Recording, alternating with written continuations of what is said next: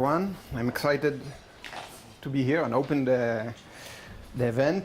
And I put up half an hour of discussion point slides. I was asked by Shabtai to make it a discussion and less of a boring one-directional talk. So please interject, contradict, ask, bring your opinion, and we'll take it according to your interests, okay? And I'll say just one word about the Data Science Institute. It doesn't exist yet, but I recently joined Bar-Ilan to build a Data Science Institute. We're waiting for the formal funding and the rest of the bureaucracy around, but the plan is to have a data science institute that supports data science research across the campus. So it's not part of any faculty or department. It's a university-wide institute. And I'll start by introducing myself, and I'll go over many things I did in the past because I'll tie into the things I did in the past into my talk. So I did doesn't show up here, but I did my bachelor's degree, double major in math and computer science, Hebrew University. I then did my master's degree in Carnegie Mellon in interdisciplinary program, computational linguistics, computer science and linguistics. And then I worked for Digital Equipment Corporation in the United States. What you see here at the time, I was in a speech recognition team, and this was one product we tried to do, is to move lips of people based on speech. So it doesn't matter whose speech it is. If you take any figure, and it doesn't have to be a human, we'll know to move your lips according to what you say, okay? That was one toy project we did. My PhD I did in Bar-Ilan and natural language processing. Actually, there are, I think, close to 20 people who actually bought my PhD book on Amazon. I then worked for eBay. I worked in multiple places, but I put sort of two highlights since I finished my PhD over 10 years ago. I worked in the industry. I worked for eBay doing data science for eBay, and I worked for Citibank in the last 5 years, also doing data science. They have an innovation lab in Israel. So this is me. I came from academia, went into industry, and now I'm coming back into academia. A few words about terminology. Big data, machine learning, AI. Let's try to clarify what is what. So let's start with actually artificial intelligence. It used to be a buzzword, 70s and 80s. Usually we refer to artificial intelligence as anything that a computer can do that we humans thought we can do and computers can't, and slowly we see that computers are doing better and better and job in doing it, okay? It doesn't have to be done via machine learning. Historically, there were many rule-based systems in which you simply coded our knowledge into a computer and had a computer do tasks that we humans could do. But slowly, specific algorithms of machine learning were able to do things that we call artificial intelligence. Specifically, in the last few years, neural networks had a revive, partly rebranding, but also some algorithmic advances, and a lot to do with computational power that changed and allows these things to start working. And this is the latest and biggest hype, and that is a specific type of machine learning that is now picking up, and I'll talk about it later. Somewhat related is what we call data mining or data science, and that is any methodological practice of leveraging data and applying it into science, into industry, any algorithms over data. And Specifically, when you have a lots of data, then you have big data, okay? And big data is not only the algorithms, it's also the storage and an infrastructure of dealing with big data. And there are various things that big data is able to do because you have so much data that actually supersedes artificial intelligence. There are many things that computers now can do that nobody even dreamt that human beings could do, because there's no way that a human can handle trillions of data points and process them, right? So we'll talk about that soon. Any questions about sort of the terminology? Does this all make sense? Yeah, okay. So along the talk, I would focus mostly on data science, but we basically refer loosely to the whole big pie of things that we just mentioned. Another interesting diagram I wanted to pull up is the following. I used to show it to business people when I was in the industry trying to explain them what I'm doing, okay? Going from the standard, what we call descriptive analytics. This is more old school by now. Everybody does it. You're all scientists here. That's part of your day-to-day life. You look at data, you look at information, and try to say what do we see here, right? If you're a business person, you look at the sales in the last month and you say, okay, sales in Asia went up, sales in Europe went down, okay? You need access to data, you need sometimes software or to be able to pull this information, but that's today is not considered data science. Okay, that's standard data analysis. It starts to become interesting when you start doing what's called diagnostic analysis, trying to explain why did sales in Asia go up, why did sales in Europe go down, okay? Actually, data scientists are not very good in explaining, and I'll talk about that in a minute, okay? Scientists love to try to explain things, and I'll talk about that also. As data scientists, we love predicting things, okay? It's not saying sales in Asia went down, it's to say sales in Asia are going to go up. That's what I believed. The euro is going to go down. The Bitcoin is going to go up, okay? If you're able to do that, for the industry, there is a lot of power, okay? We love predicting things.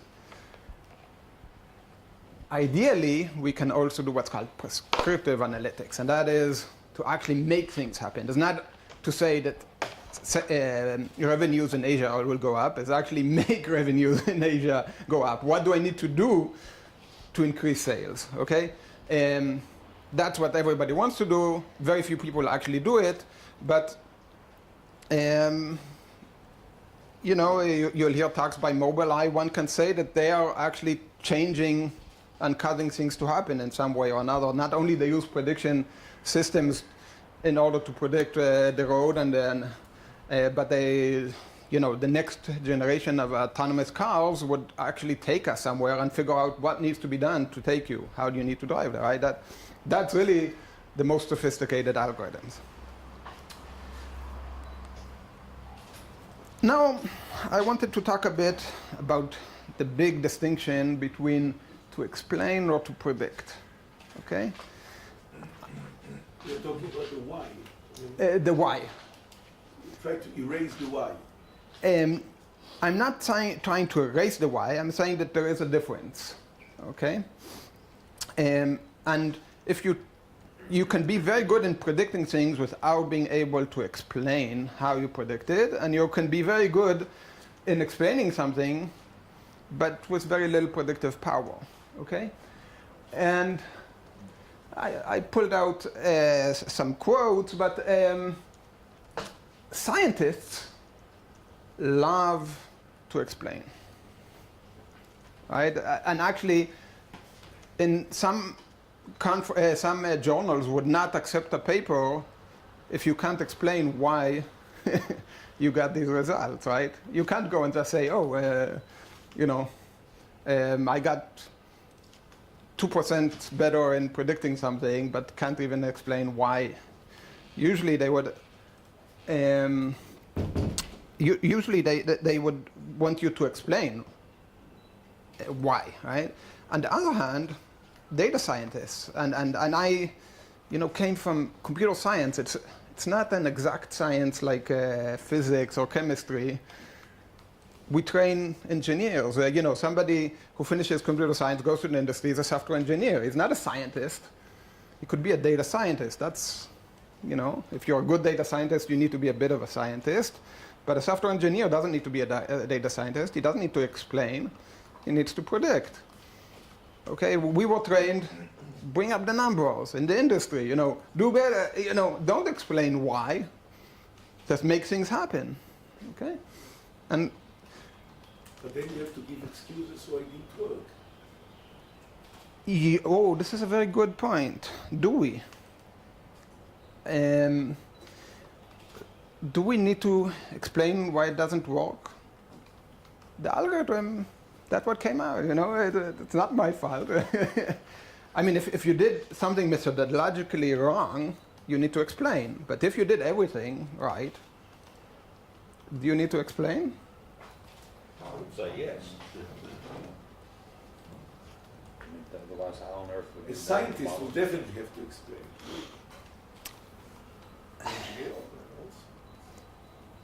Well, Because we want to be assured that there won't be a further failure to predict. okay, no, but the question is, Or you integrate it into your data. let's Once it didn't work, let's zoom into an example. Okay, let's try to be concrete so that we don't talk too abstractly. Give us an example of a failure that you can think of. That you have a data scientist working on an algorithm. You're in Facebook. I'll take. I'll give you the example that I Okay. is the failure of big data to predict first Trump's nomination Okay. as Republican, and even worse, failure to predict who would be elected. Okay. And Nathan Silver has a lot of articles. Yeah, on it. excellent example. So nobody's. If I was a data scientist in a company that does political predictions, I wouldn't be fired because I didn't guess Trump. You might be fired. I might be if everybody could explain and say what I did wrong and why we should have got it. Nathan But you're the Silver greatest felt expert. obligated to say why he failed in those two cases. He published long articles. In the first case, he failed to predict that Trump would be nominated because he said he had an incorrect model of how to analyze the data. And he failed to predict Trump's election. He said, I did better, however, than anybody else. I only predicted that he had only a 20% chance of winning, whereas everyone else had only a 5% chance of winning. But then the explanation stops there, meaning. No. He said that the reason he had was he failed because of poor data from the purple. Yeah, that's the point. Meaning, when you go to the regime of data analysis, instead of trying to find out the dynamics and understand why is it that someone has been nominated, and you go to the data, then A, either I didn't have enough data, or B, I didn't have the right algorithm, and the right data crunching tool. And then it's not about what you said, oh, we need the model because we need something to back up the data crunching, because the only explanation that I'll need if I did not succeed is, I didn't crunch it correctly. Next time I'll crunch it correctly, but it won't be next time I'll have an understanding of what it is to be nominated. I've done away with that. maybe the system doesn't work. Maybe the It's not a good entire prediction. paradigm doesn't work. And that- Yes, that's the Yeah, point. but the thing is that when you're inside this paradigm, the kind of answer that he would give in order to keep his job is not, let's change the whole paradigm. It's, I'll have a better tool next time. That's what Owen is going for. So keeping the job is the Yeah. point. But is it the idea they don't have good error analysis? They don't really know how wrong their predictions are? I mean, That's So let's go a minute. 2 years ago, actually this picture, this is Michael Corbat and Shimon Peres, and I explained my algorithm when I was working at Citi. Michael Corbat is the CEO of Citibank. Okay, he came here to Israel, and then And let's go to Citibank. Okay, one of the things I needed to do is predict the market, price correctly, algorithmically, different assets. Historically, in the financial world, there were what were called quants. Usually they would come from physics and so on. They love to explain the underlying physics of economy. Why is something priced like this? They put up models that they can explain. Right. My generation look at it differently.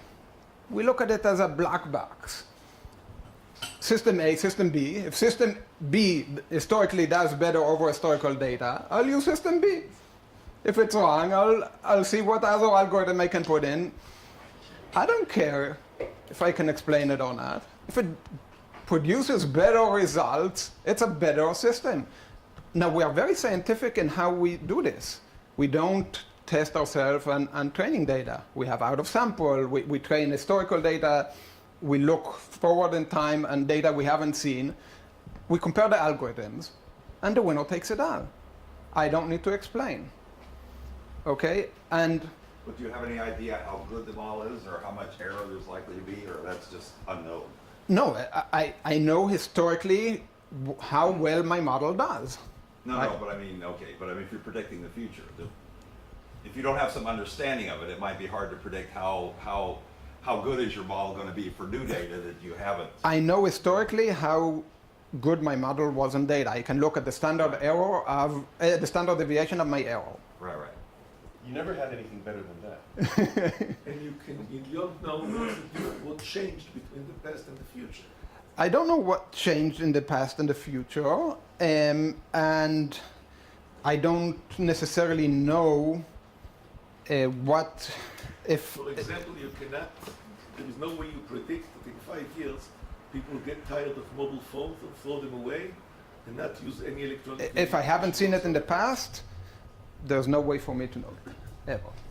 Tali, the black swan thing, Yeah. claim what you've already said shows that your underlying model is ridiculous. Because he claims, you refer to the standard deviation. Yeah. But you assume that the distribution is Gaussian. And of course, he is going to claim everything is going to be fat-tailed, That's right. power law, rather than Gaussian. That's which right. means if you have a standard deviation, the second moment, Yeah. finite second moment, central limit theorem will tell you that it will be Gaussian.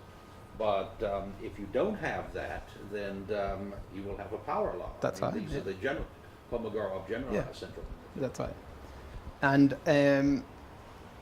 And this is why there will always be big mistakes. It's built into the system. And the question is, when I go to Michael Corbat, who's the CEO of the company, and say, even though there will be big mistakes and we'll miss the next big fall or change, or the Bitcoin that suddenly will change everything and now all my models are not good anymore, it's still empirically the best model I have to give you to perform in the bank, and it does better than your analysts that come up with these models.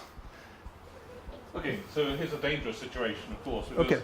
back before the crash in 2008, Yeah. the models were very, very well refined, and the banks then reduced their margins, except the models were not right, and there was a catastrophe almost, the whole... But they were human models. Human models.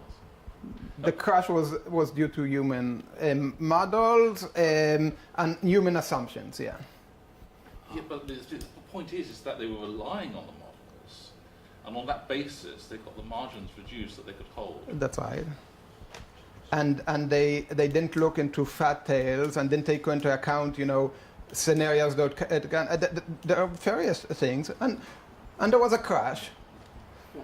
But how much was the crash due to artificial intelligence and algorithms just not human? The 2008 was not due to artificial intelligence. But everyone was selling all over the world because the stock market was turning down, Yeah. and then you've got the snowball effect, which the computers. My understanding is the computers are controlling this.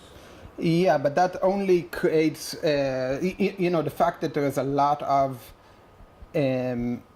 algorithmic trading makes the changes go faster and quicker and bigger, it doesn't change the underlying fundamentals. If you believe in an economy that there is a underlying price for a stock, and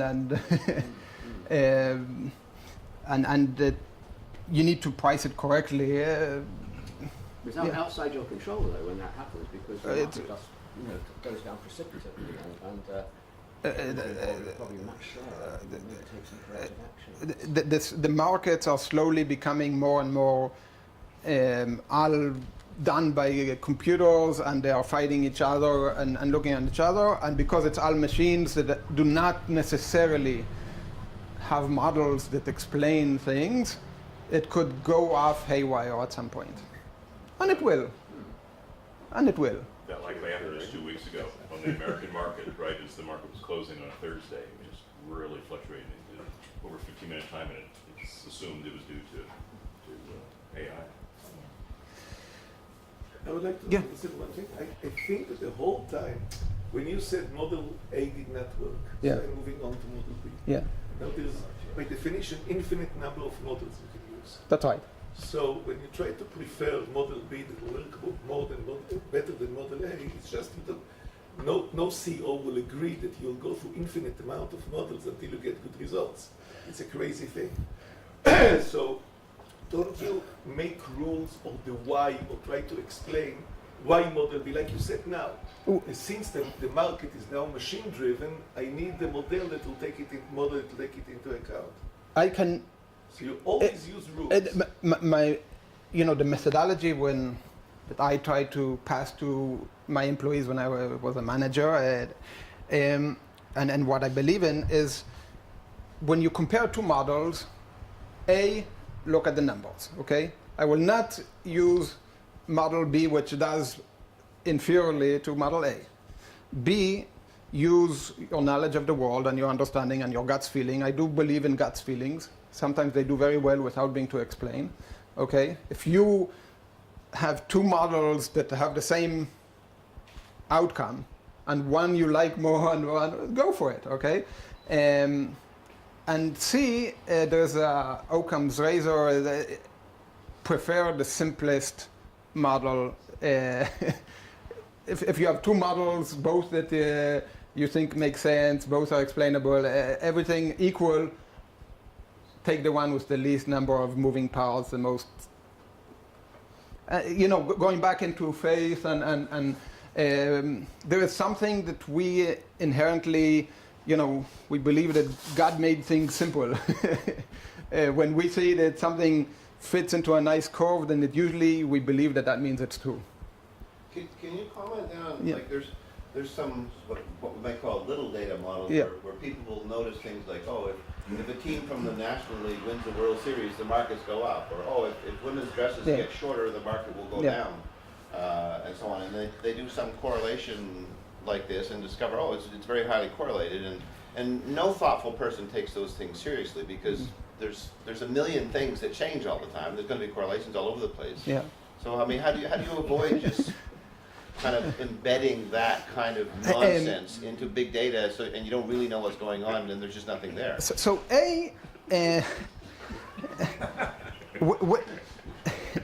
And this is the big difference between the predictors to the explainers. The predictors don't really care to distinguish between causation and correlation. Okay, if ice cream sales predicts the risk of being hit by a shark, use it. Okay, now the way we try to avoid it is hidden. People don't realize, but it's hidden because we always test on unseen data. If you have a correlation that is spurious, it will not be able to predict an unseen data. Okay? Now, because there are so many models, and not all of them are right, we'll every once in a while have a model that catches some kind of spurious correlation. It'll explain the unseen data, it'll work, and then suddenly we'll see it doesn't work, and we'll improve it. But that's the whole idea about the data science process. We keep trying to improve and do better and train and bring in more data and retrain and we have these loops. And don't underestimate it. This is what's driving the success in various products and different companies and different, this determination of not to look always to explain, but to do better, predict better.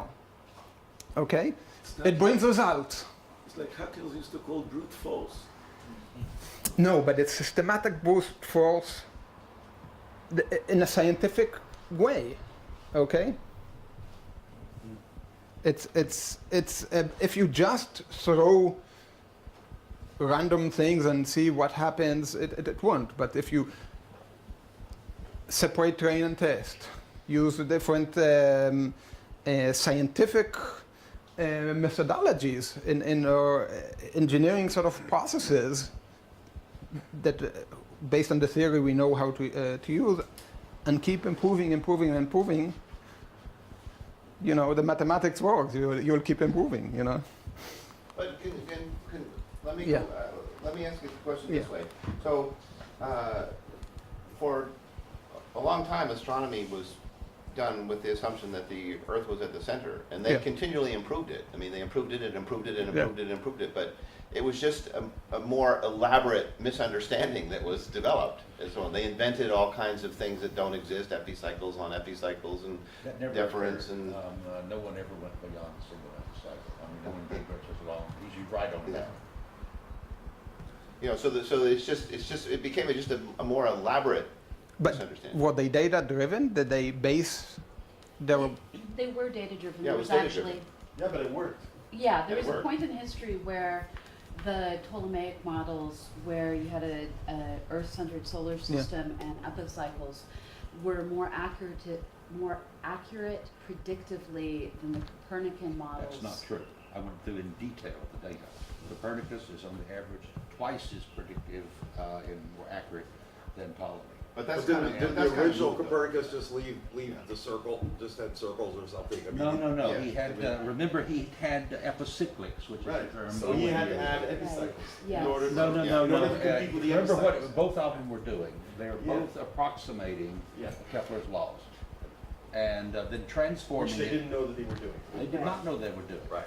So the Copernican system mathematically is a little bit more accurate intrinsically, mathematically. So what you're saying is, though, that we have 2,000 years of doing astronomy without the laws that we now say, oh, these are the laws. And they get the numbers, let's say, they get them within a margin, they get them pretty well, enough to do astrological charts. Yeah. Well, remember the astrological charts. You want to use accurately. See, all astronomers at the time were astrologers, Yeah. and they were paid for their astrological. Meaning this is not the first time in history in which we did the science without. Well, you had what we later called the you laws. had a model in which remember they thought it was a slight considered a slight deviation from the Aristotle's homocentric spheres, which is really an attempt in modern language to say everything is moving along geodesics, and they didn't have that language. Otherwise, you would have gone immediately to Kepler. But my whole point was that you start with this very reasonable model, and then you modify it just slightly. Now, the Ptolemaic model was in terms of its simplicity, in terms of use, because they didn't have computers back then. You know, you had to do everything by hand, and adding epicycles to epicycles. You're trying a Fourier series, which is very slow to convert. You'd never do that. So that's one of Owen Gingrich's points, that they never went beyond one epicycle. And the corrections, the translation of the Ptolemaic system into the heliocentric language by Copernicus is There's something that you hid in all of that. yes. Which is the simplicity and the commonsensical nature of this is the way I should see things. This is the gut feeling. That's the gut feeling. The Ptolemaic was much better than the Always gut talking feeling. about systems that we have that either if you want to try to model them or if you try to number crunch them, either way, it's going to be very hard. It's going to be very difficult to either model them or to numerically analyze them. And so you don't have a if you go for the common sense, you're going to get to the ballerina dress versus the World Series small data And correlation. you try to avoid NP hard or NP complete ideas that will get you stuck. So actually, you try to bring something in the useful. It has to be useful. Yeah. Now remember, Copernicus was motivated by the same thing that motivated Aristarchus. Aristarchus had the proof that the sun was bigger than the Earth. So it was implausible that a bigger object would go around a smaller object. We'll So do that that's- afterwards because he had no proof. We'll do that after. I'm sorry? Aristotle's did not have a proof. He had He had a notion. No. He had a measurement. We'll do that after. Okay. So let's talk about black boxes, okay? I mean, when moving into big data, you cannot do the small data anymore. You can't explain things anymore. Moving into deep learning, you have models that nobody can explain. You need to stomach the idea that you can predict but not explain, okay? And then there is exactly the question we just raised. I mean, if something predicts, then does that mean that it's true? Does that mean that that's not necessarily, or maybe, or, I don't know. But as a data scientist, I don't really care. All I care is that this at the moment is the best model I have in hand. So this is the one I use, okay? So yes, we have black boxes. And do you all remember the Sidney Harris caricature where, you have this little thing here, a miracle happens, I can't explain it. We need to go back to believing in miracles. And let's talk about this in a few more seconds, about going back to believing in miracles and tying it back into religion. But a word about the danger of black boxes and moving into things that you don't really understand how they work. They are not even necessarily true, like in this example. So there is what's called today a very hot topic called adversarial learning. Anybody heard of it? No. Okay. Adversarial learning is trying to attack machine learning systems and finding their vulnerabilities. So this is a system that was trained to distinguish between pandas and gibbons, okay? It does an excellent job. It perfectly distinguishes over thousands and thousands of images. But if you give it the black box and you look at the underlying model, you can mathematically figure out what needs to be done to this image in order to convert to a gibbon in such a way that it still looks to us humans as a gibbon, but the machine now thinks that 99% it's a panda. We all humans know it's a panda, but you give it to a machine and it's confident it's a gibbon, okay? So once you have these black boxes that you don't explain, people can take advantage of it. And now people are starting to be afraid because you have autonomous cars. We'll soon talk about Mobileye. People showed, a scientist showed one at Bar-Ilan here as well, that you can have a little sticker, 1 centimeter by 1 centimeter size, that you stick on a traffic sign and cause a car to believe that the stop sign is something else. Go ahead. So you think of terrorists that will stick these things and you don't even notice them as a human, but now cars will go haywire because they don't understand the difference between stop or not. They were simply trained to distinguish, okay? Now, it's not necessarily specifically for a stop sign, but definitely you can do it for various other things that are trained in such a way. Okay? Another thing we talked about, what happens if the underlying world changes, and it's very easy to trick machine learning systems if they were trained in something. Okay? So, it's actually, people show that, for example, if I take a system that does very well in distinguishing pandas from gibbons, and now change it slightly. For example, I'll take all images, flip them upside down or left to right. I'll put it into a computer, it'll not be able to do anything. But we humans can very easily tolerate this kinds of difference. If I'll show you now pictures of dogs and cats and flip them upside down, I'll still be able, it'll take me a few seconds to, hey, wait, hey, you flipped my pictures, but I don't need to go and retrain myself on all the history. Today's machine learning systems, if you do that, they collapse. They don't work. Okay, you need to go and retrain them from the beginning. Okay, so this is yet something where the machines do fail. And 2 more slides, and then we'll take it from there. This is a slide I found on the internet. Okay, when you can explain things, then people start believing in science because you can explain it. But when you move into things that you can't explain, going back to the miracle, then it's magic. And then people start giving it divine notions. And I'll go to that in a second. Did people read there was a few months ago an article by a professor in the Hebrew University about dataism, the new religion. Okay? So if you haven't read this article, this is fascinating. He's talking about a change in society in which we moved from once not being able to explain, so we believed in priests and gods and so on, and then we moved into a humanism where we said, oh, let's believe in what we feel and so on. But now we're going back into something strange. We believe in what the algorithms are telling us. And they are doing better than what we feel ourselves. Algorithms are doing better in telling us if we're healthy or not. We used to feel, they tell us better what to eat or not, who to marry or not, or how to drive to work or not.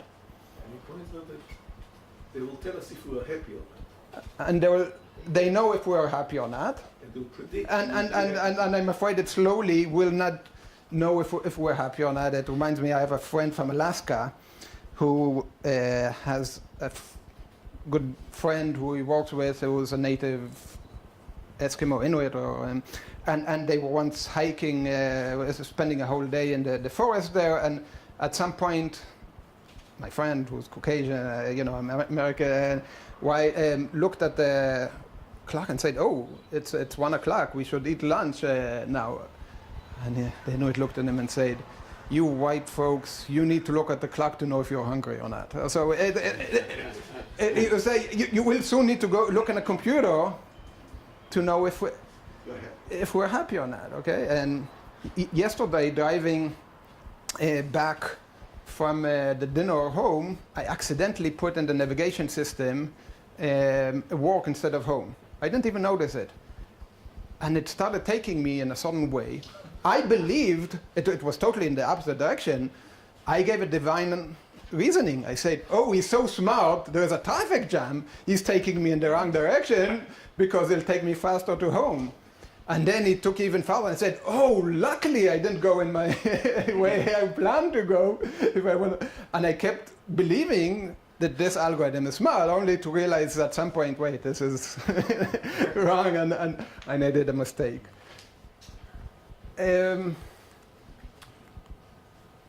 Just a curiosity, going back to religion and data, Shabtai, did you know that the word data comes from the Persian word for law and the Hebrew word of religion, dat? That is not religion, that is law. That is law, but we say the T and so on. It all comes from the same. This came from Greek, but the original dat is simple law. But the same root is used for law and religion It's strictly modern, and as all modern thing is wrong. I know, but I'm saying there's an interesting tie. In the Megillah it says that. It's law. Yeah, but I say even in Hebrew, the word for religion and so on has ties into data and. Because it's from Greek, the religio, the faith has nothing to do with law. There is I know. faith, there is law, and the religion mixed it all. The team mixed it all up.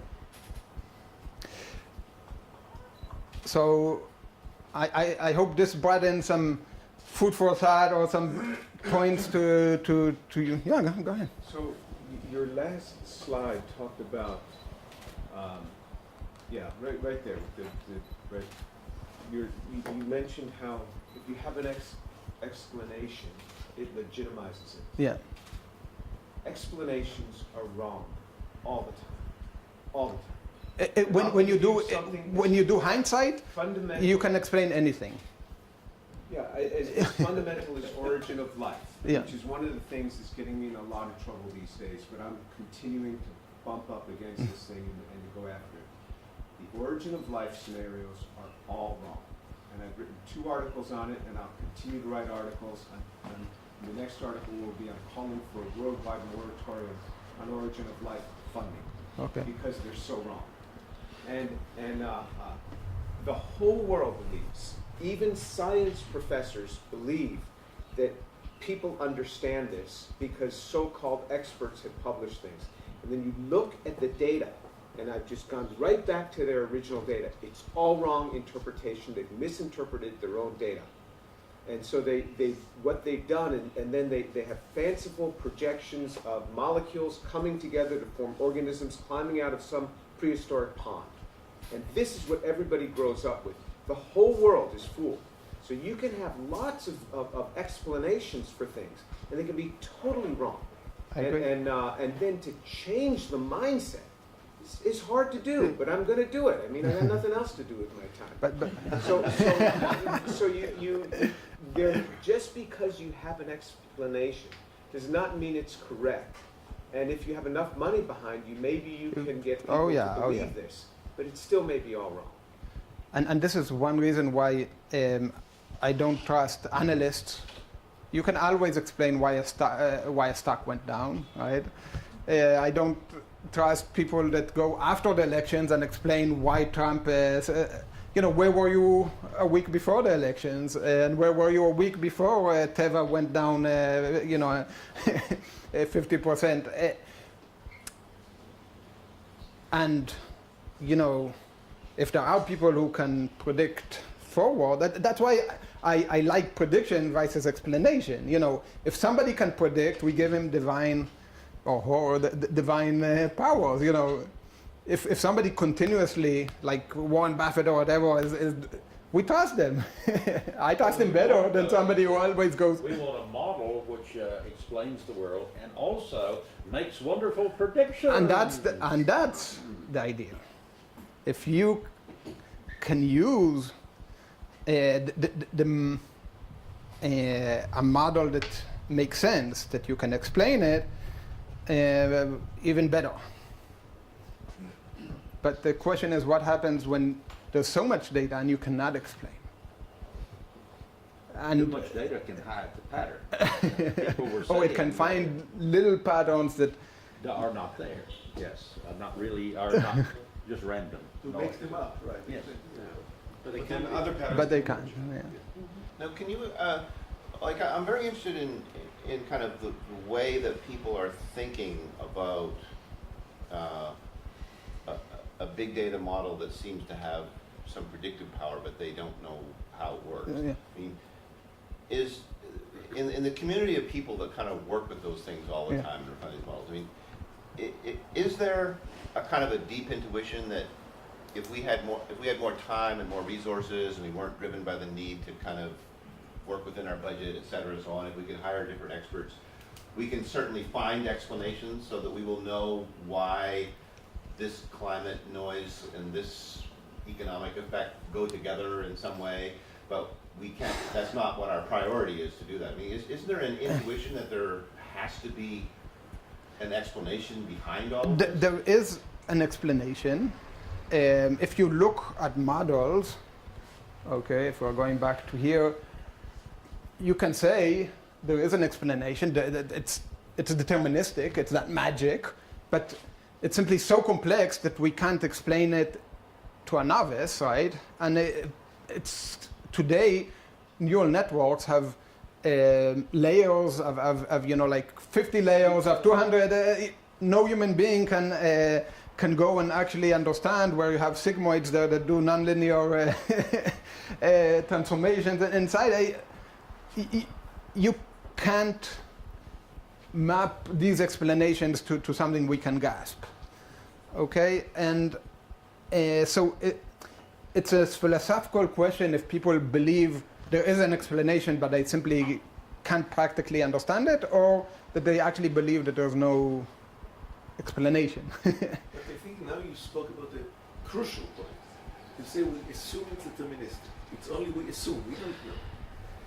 There is no way to know. No, this model is deterministic. There are some models who are not, and then because you built it. Some models, random forests and other techniques. Even neural networks, once you trained it, it works, but if you use the same random seed, it'll do the same thing again, but the same person can train the same data and so on using different random seed and get different results. For example, Kahneman shows Yeah. that investment houses Yeah, actually are random models. Of course. In truth, they're totally random. of course. Like blind monkeys shooting Yeah. darts. So, and still it seems very, very good. You know, they're successful and non-successful. So you have no idea. If you have a prediction, you really don't have an idea that it's a deterministic. That really in the black box you have a deterministic model. What do you mean by deterministic? So, I mean, if it's code that you can reconstruct and you have it in a computer or in a GitHub or in a, then it's deterministic, okay? You don't know that it's so. That in reality, you mean that the world, the underlying world is deterministic? That's physics. World of investment, the world of The world of investment is I mean, probably you can assume that there is noise there. I mean, elections, finance, and so on. It's a noisy channel that you can't explain everything there, and there's a lot of luck and randomness, you know. Owen? Yeah. Can we? Yeah. Okay, so thank you very much.